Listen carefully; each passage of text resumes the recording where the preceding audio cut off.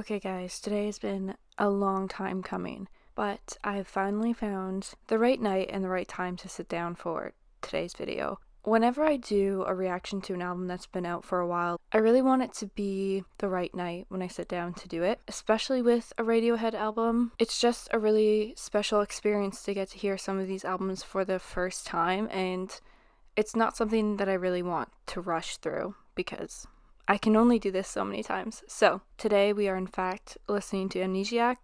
I did Kid A, I guess 2 months ago maybe now. So I'm going to progress through the albums as they've come out naturally because it feels only like the right way to do things. So I did a reaction a bit ago and I yapped a little bit in it. And it wasn't some people's jam, so I just want to disclaim that I am going to talk through this, so it's totally fine if that's not your type of reaction video, but to me that's what I find the most interesting about getting to listen to new music and filming it is actually hearing that person's responses to how they connected to those songs. So I will do my best to not talk about things that are not applicable to Radiohead or Amnesiac, but that all being said, I will probably stop to talk about some experiences that go along with Radiohead or some of these songs I'm hearing and things that they remind me of because I think it's fun and I think it's cool. And I encourage you to leave your comments down below. When I did Kid A, so many people commented so many cool stories and I loved reading those comments. Like genuinely, it was such a fun little space that got created. So share your stories. It's really cool, especially when they are around music. It's something that can bond people together, and that's so fun. So, without further ado, I have no idea what I'm jumping into. I know that this released as a separate album, but a lot of people consider it almost an extension of Kid A. So I don't know, because I honestly can't even put Kid A into really words, I guess. Like, I can't label Kid A as anything is what I'm trying to say. So I don't really have a clue about what Amnesiac is going to be like. But enough yapping, I guess. We're gonna get right into it. We're gonna go, yeah. Okay, so this is Pack It Like Sardines in a Crushed Tin Box.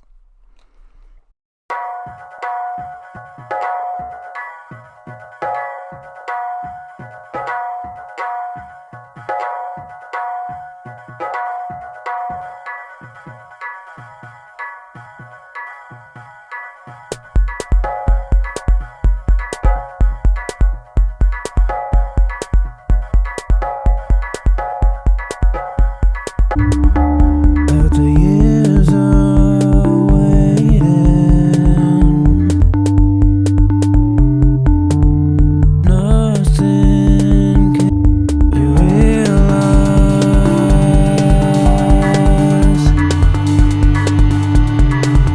I'm a little man, get off my case.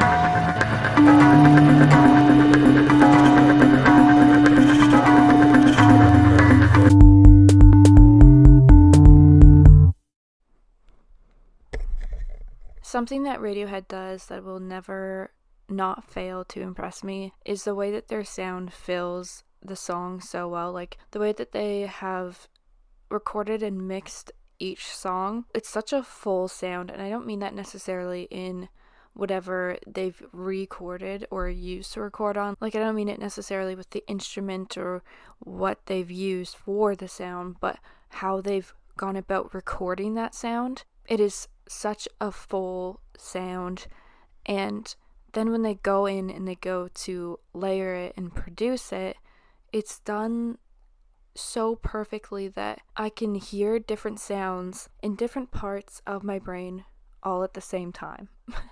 And hopefully this makes sense. And then I know it sounds stupid because everyone makes music, everyone produces music, hopefully well, quite a lot of people very well, but something about Radiohead, there's such different sounds going on at the same time that I'm hearing in different places all at the same time.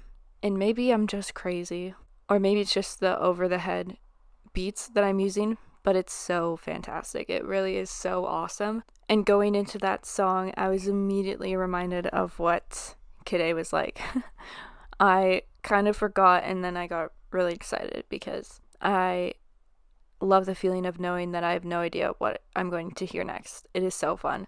So, with that, let's listen to Pyramid Song.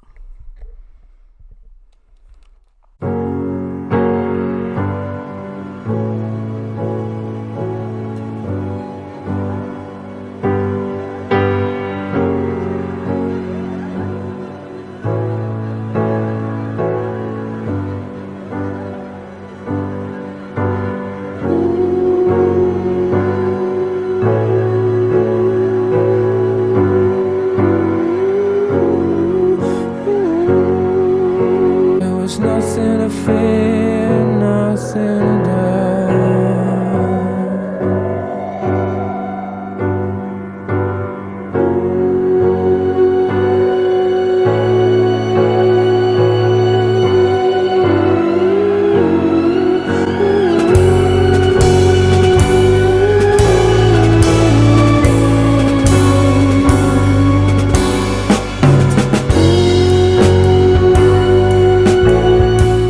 Okay, sorry, quick pause. This is exactly what I mean by the way that Radiohead does things is constantly different, but it's so good, and here's the reason why. When those drums came in, it was exactly what my mind wanted to hear in that song. Do you know what I mean? Like, it was anticipating, okay, I need a little change in this song. Like, it's jumping ahead of the gun, essentially, my mind is. So as those drums come in, I'm like, yes, this is exactly what I wanted to come in. It sounds so good.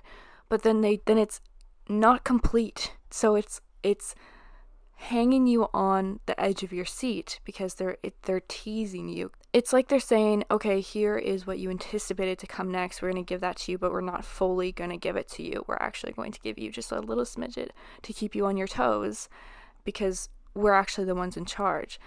And it makes the brain so engaged. And this is what I learned going through some podcast episodes and why we respond differently to happy music or sad music, right? Like, what I mean by this is the brain, like, legitimately will fill in the gaps to what logically comes next based on your context of music. That's why we have this sense of satisfaction for music that we feel like we can anticipate, is because it is like a dopamine release or something. Like, it's a response that the body's like, yes, we got it right. But then it gets to this point where that becomes boring for the brain because it's not interesting anymore. It's not difficult to do. And that is why Radiohead is constantly grabbing your attention, is because they're doing slight things that pull you in and then they're going to switch it up.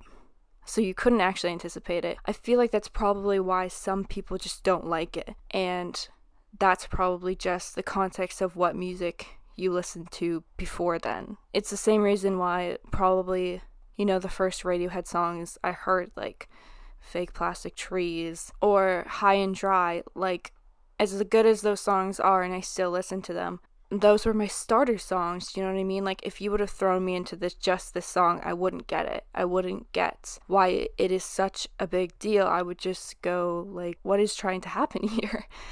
But once you do get it, it's like a drug. It really is just a drug, and they've hacked the system. And I don't even know that they know that they've hacked the system, but they definitely have. So, anyways, that was a long pause in the middle of that song. But I just wanted to point it out as an example as to why I feel like I connect so much with Radiohead, and probably why quite a lot of people do as well. Okay.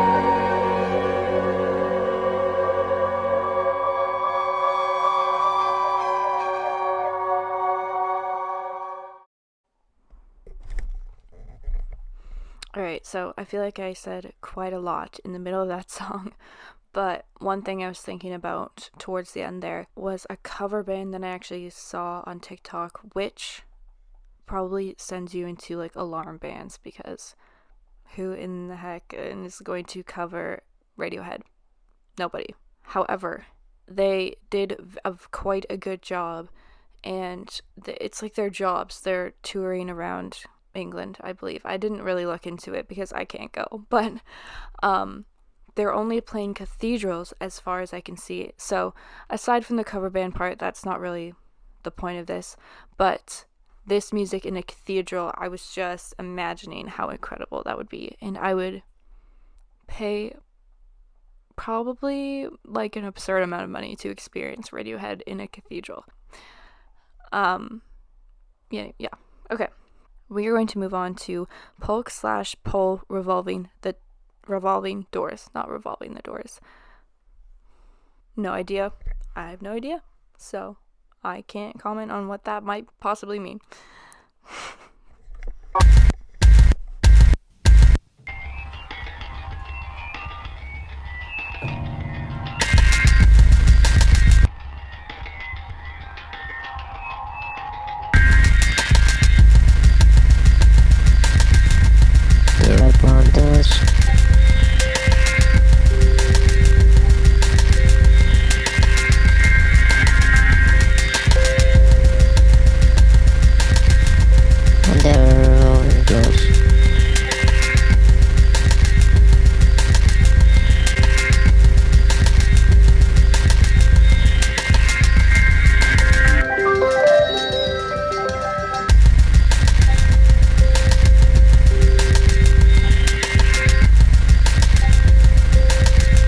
Just open by themselves.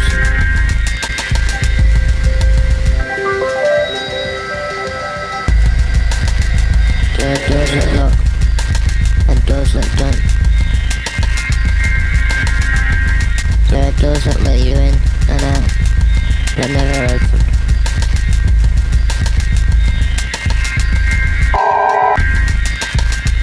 But there are trapdoors.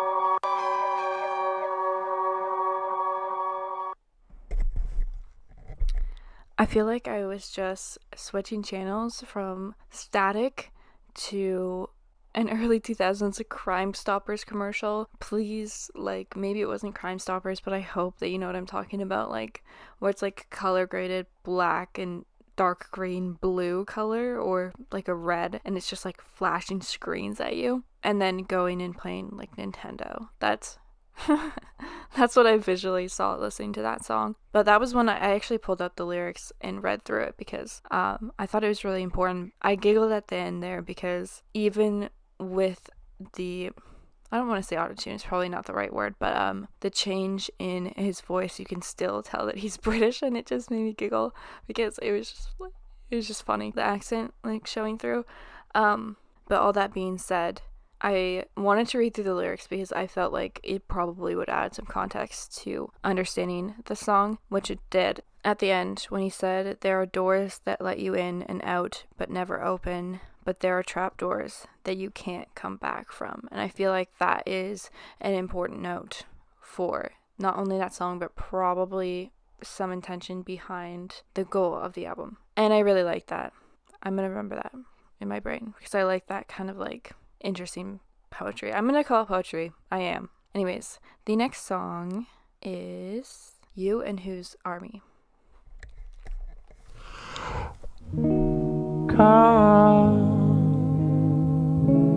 Come on, you think you drive me crazy, well, come on,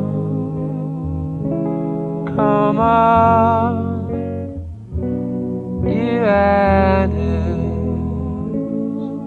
army, you and your cronies.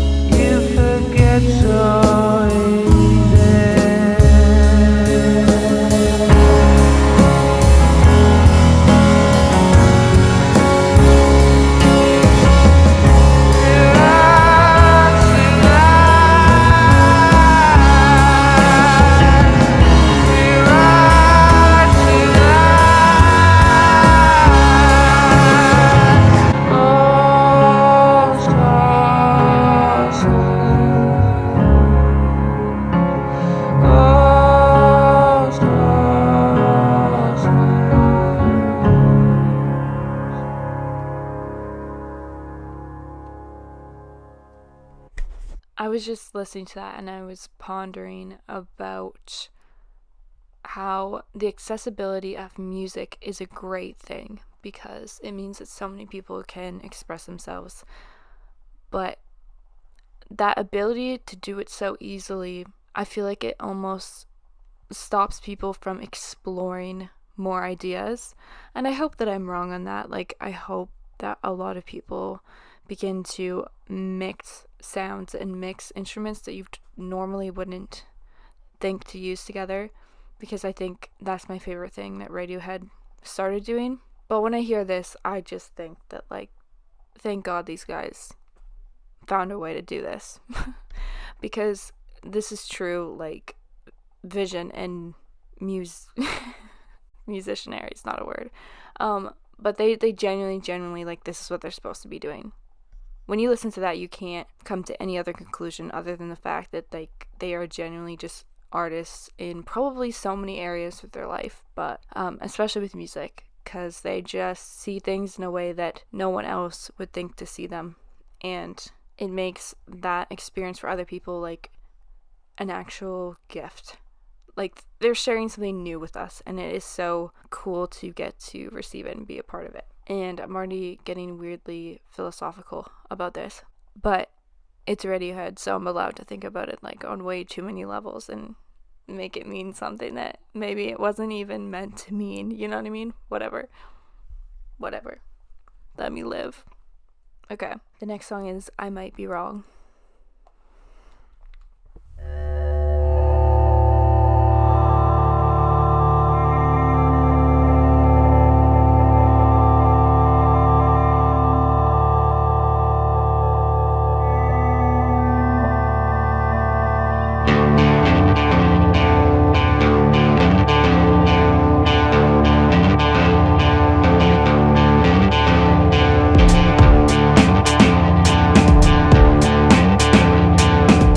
No, because they really just said, go to space, come back down, go to, like, Southern Rock. I actually just don't even have the words.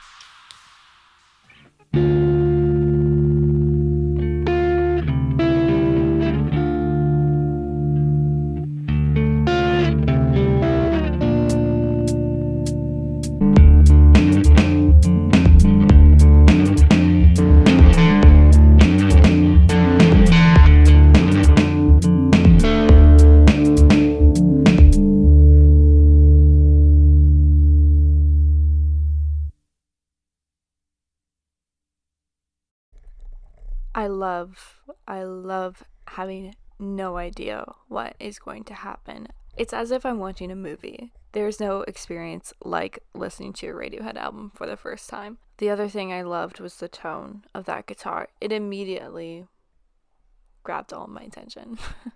And I hit like, add to my like songs on Spotify. That was really cool. I'm honestly getting repetitive with what I'm saying because I feel like for their level of creativity, I can't even creatively come up with a way to describe how awesome it is over and over again. So because of that, we're going to listen to Knives Out, and hopefully I have something more insightful to offer.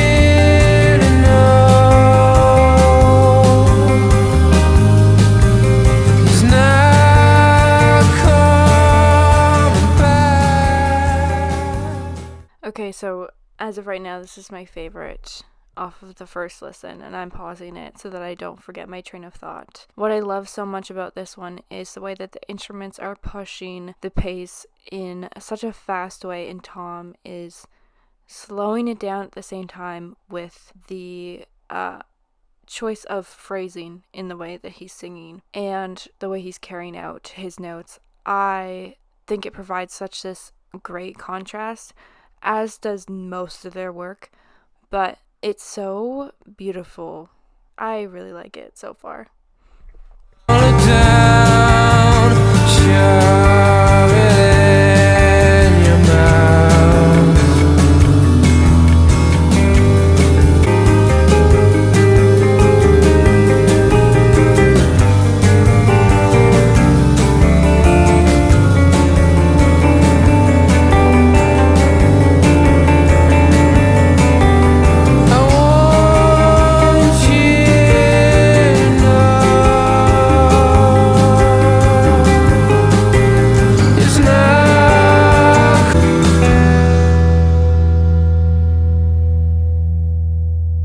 Tom might be the only musician that could sing.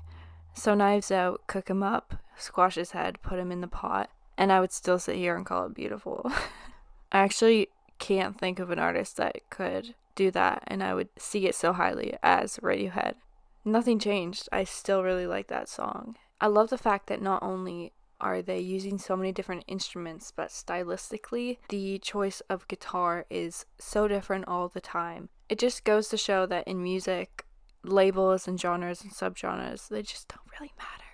In terms of what good music is, it doesn't really matter. It just adds so much depth, and again, ties back into what we were talking about with musicianship. I might have just made that word up. But yeah, it is just really cool what they managed to do and how many different sounds they managed to use and do them so well. There's only so many ways I can say that something is awesome. So this is Morning Bell / Amnesiac. The morning bell, the morning bell, light another color, leaves me,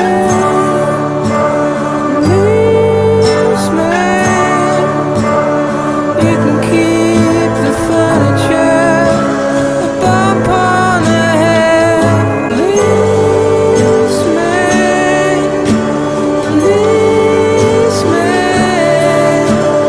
where'd you park the car, where'd you park the car, clothes are all alone with the furniture.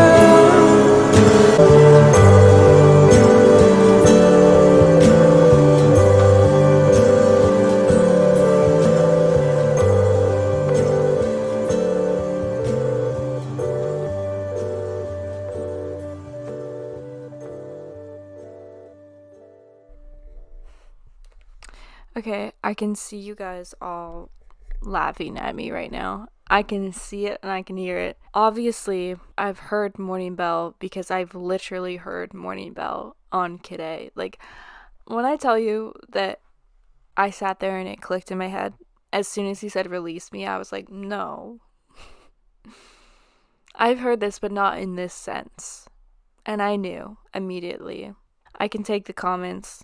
I'll take it. But I'm owning up to it right here, right now. I did not clue in until I heard that. But that was really funny. Anyways, yeah, that was just a silly little moment. So, this is Dollars and Cents.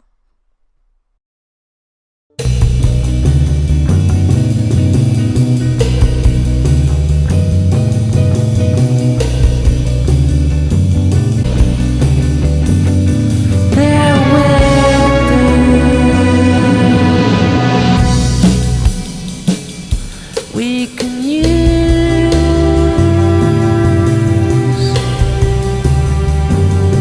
be constructed.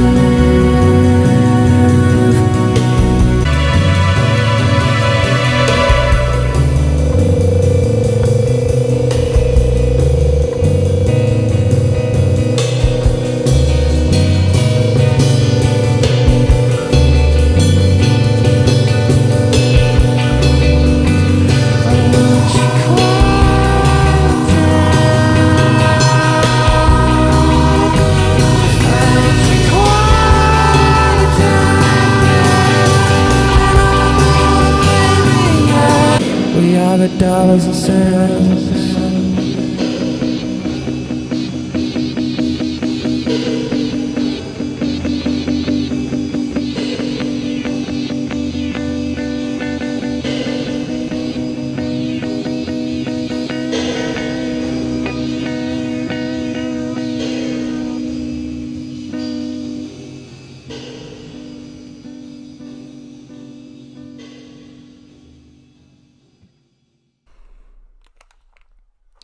Okay, that was the one that did it for me. That one, I was gone. Sorry, guys. I was actually just like not here anymore. There's a moment in that song where I actually checked out. I felt like my brain was not in my head anymore. I felt like it had been hijacked by the song, and I actually couldn't think about anything other than the fact that I was now in the midst of this song. Like, I was actively participating in the song. This is why I haven't watched influential movies in my life, and why people think I'm uncultured, is because I'm not watching movies. I'm listening to music, and it's Radiohead. Let's carry on the show, shall we? Let's listen to Hunting Bears.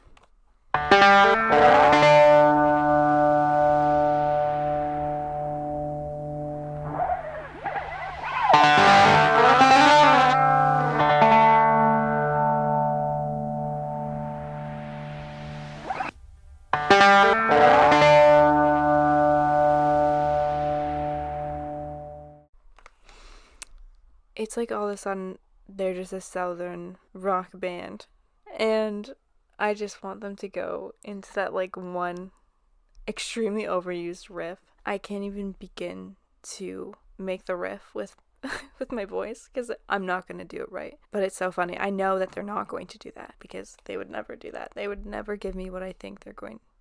Well, I don't think that they would do that. So maybe they would. No, they're not going.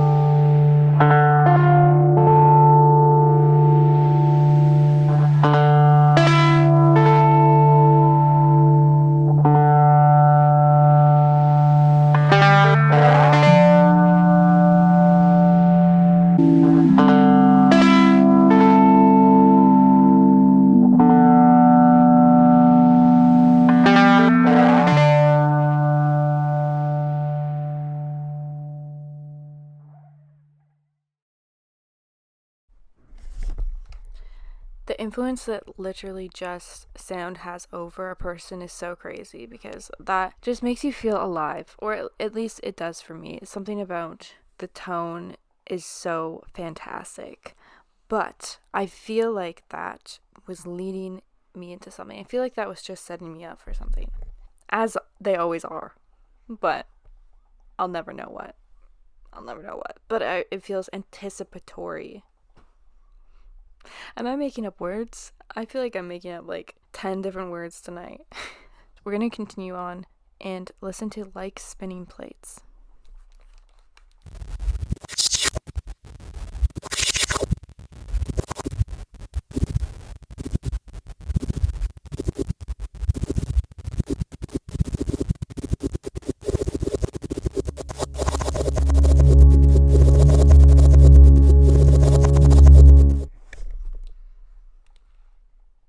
Is this Where the Streets Have No Name?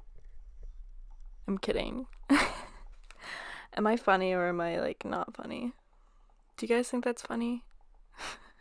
I think it's a little bit funny. Okay.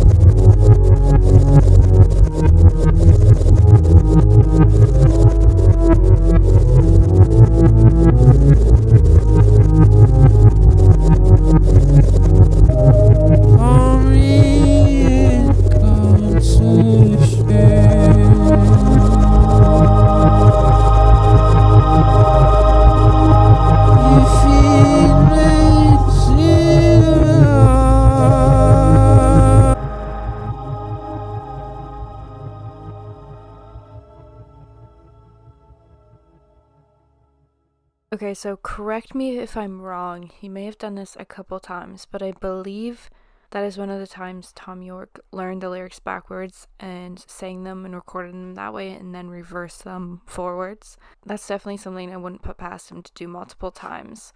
So, I don't know if that's the most known time he's done that, or I know that story, and I'm not sure if it's because of this song or if it's because of another song. Let's finish her off. This is Life in a Glass House.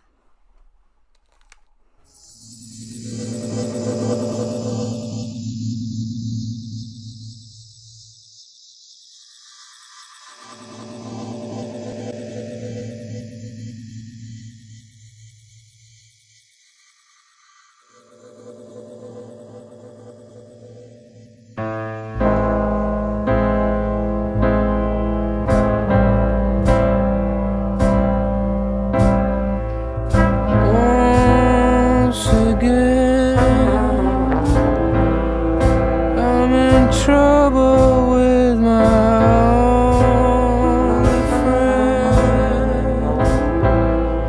She is paper in the window pane. Your Royal Highness.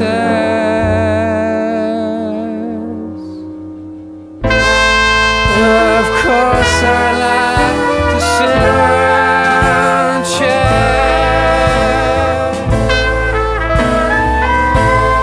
Of course I like to stay and chew the fat.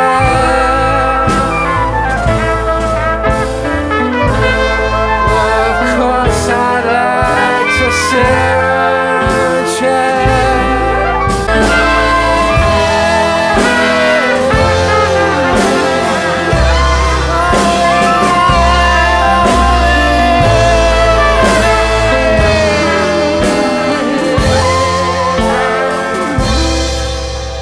Is someone listening in?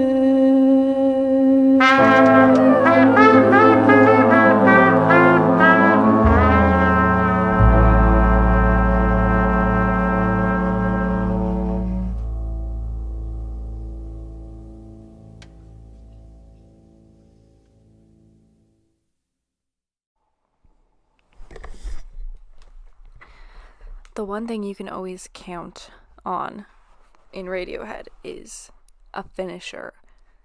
Oh my goodness. What a way to end it. What a way to finish off an album, as always. Overall impressions of this album, the best way I can put it is it feels like being in a haunted house and going in and exploring all the different rooms. And maybe not like haunted, because it wasn't like, I didn't feel fear as an emotion, but not calmness either. Like almost an uncertainty is probably the best way to put it. And maybe it's more so like you're exploring an abandoned house. That might be the better way to think about it. But mainly, like, I mean, you could probably say about any Radiohead album, just how different everything sounds, but especially this, coming out of this album, I just feel like I went into and opened so many doors and experienced so many different emotions and sounds and themes, and it brings me back to Pulk/Pull Revolving Doors. That especially is very interesting, seeing this album as a house in a sense, as in, you know, there are doors that open by themselves, there are sliding doors, and there are secret doors. There are doors that lock and doors that don't. There are doors that let you in and out, but never open. But they are trap doors that you can't come back from. It's just really interesting. And then obviously it ends with Life in a Glass House, which kind of just also sets a tone of a house in some sense being not a theme, but like a way to set a tone for a storyline. And that's just me. You know, that's just off the bat initially. That's kind of what I'm picturing listening to that album, which is cool. Let me know what you think when you hear this album, where does it rank for you in Radiohead albums? It's funny because I think I talked about the sense that different phases of your life feel like they're connected to different Radiohead albums. Like, once you get one, then it's yours for a chunk of time, and then when it's the right time, you'll understand the next one. Do you know what I mean? Like, I feel like for a while I already talked about this, but I was listening to the Bends like no other, and then it was OK Computer, and it actually like changed the trajectory of the way I listen to music. And then I went in and I recorded the Kid A reaction, and obviously I liked the album, but it wasn't until recording that and getting through a couple weeks of letting that sink in that I feel like I understood the place for it in my life. Do you know what I mean? Again, I'm thinking too much, but as you can see actually in this reflection, I have my OK Computer poster up, and in terms of listening experiences for me, that it's just got to be the top one. I listened to that album all the way through by myself, lying on the grass with these beats on and a hoodie, and I just covered my whole head and I just shut my eyes. It was also nighttime, so I was kind of just looking up at the stars, lying on the grass, and it genuinely is one of the best experiences I've had in my life by myself. And maybe that makes me seem like pathetic, but in terms of moments that I cherish that I spent alone, that is one of the most important moments to me. It felt like I was part of the earth. Like, I can't even explain. I felt like I was falling, spinning into the earth listening to that album, and then ascending into the heavens when I listened to The Tourist. Nothing has yet to top that experience for me. Anyways, please let me know down below your experience with this album, but also your favorite Radiohead album, if you can answer it, and the experience you had hearing that album for the first time. Because, like I already said, it's really fun. I like hearing your guys' stories that are attached to music, and especially Radiohead, because we could yap about them forever.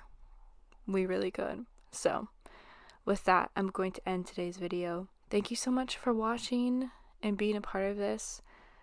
And whenever I'm ready, you'll get the next one, because I'm never going to stop. I'm going to do them all. But I also know that The Smile has an album coming out very soon, so